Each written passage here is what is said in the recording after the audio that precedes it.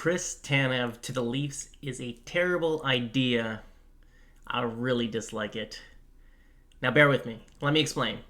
First, let's look at him. This face. This looks like a killer. He looks like he could beat us all up. Let's be honest here. That in the positive note. I like it. So Chris Tanev, he's a right shot D, 6'2", 197, according to Cap Friendly. He's 33, almost 34. He'll be 34 on December 20th. $4.5 million is his cap hit. I believe that Calgary Flames will retain 50% of this contract, so $2.25 million. They should be retaining on Tanev, Lindholm, and Hanifin.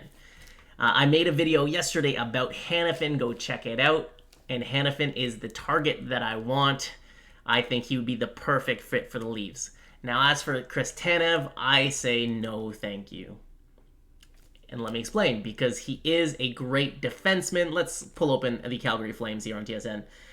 He averages 19 minutes a game. And he's a very steady, solid defenseman. He's number one on shorthanded time, 251. He does clear the front of the net. And he's just a very solid defenseman. Just overall really good. So he would be an upgrade on our right side, 100%. I put him and Brody as very comparable. Brody's obviously plays on the right side, but he's a left shot. Tanev is a right shot, which would be nice. But the thing with our defense, I've been saying this on almost repeat now, we need some scoring from our defense, and we need more size and physicality. So Tanev, not a small guy, but not huge, and he does clear the front of the net. He's really good defensively. However, he doesn't provide any amount of scoring whatsoever. You know, he puts up 7 points in 24 games. If you look at his career, let's jump over here. There's not a ton of points coming out of Tanev. Not much at all. So there's that. And then he's not overly physical. He's not physical at all. 59 block shots, a lot of block shots, really like that. Only 9 hits in 24 games. So if you want that big bruising defenseman, not Chris Tanev. He would be a solid addition.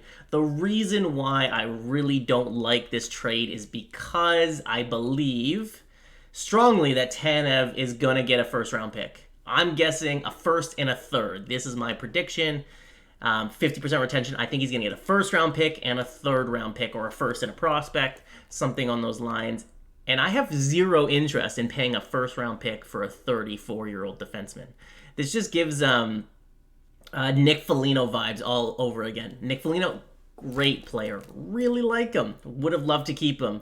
But as a rental for 1 year, paying a first-round pick, and we gave a few other picks in that trade as well. I'm like, I didn't like it. And this is the same type of deal. Chris Tanev, great player. Does he make our defense better? Absolutely. Do I want to spend a first and a third on him? Not even a little bit.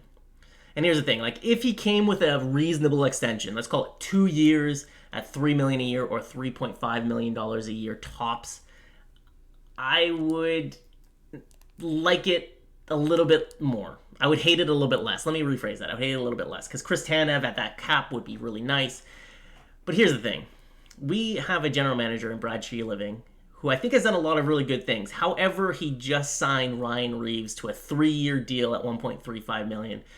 If we trade for Tanev and he extends him, it's going to be for 4 years.